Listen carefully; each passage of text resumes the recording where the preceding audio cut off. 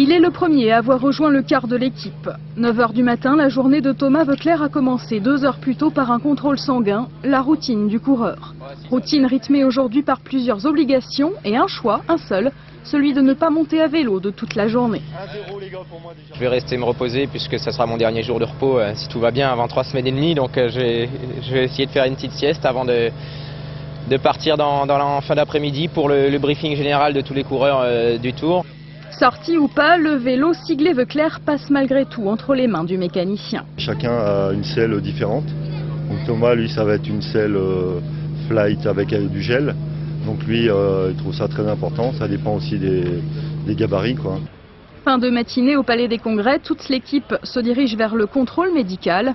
Si Didier Rousse et Jérôme Pinault avancent d'un bon pas, Thomas, lui, s'arrête souvent en chemin, sollicité par autant de journalistes que de supporters. Il sera finalement le dernier de l'équipe à se soumettre au médecin.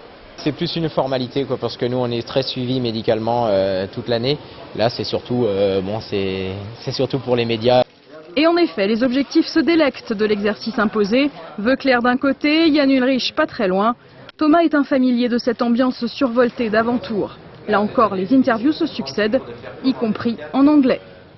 Le cocon du bus au retour vers l'hôtel d'Oswald sera bienvenu, comme le déjeuner et la sieste à suivre. Thomas réapparaît en milieu d'après-midi, juste à temps pour accueillir ses grands-parents.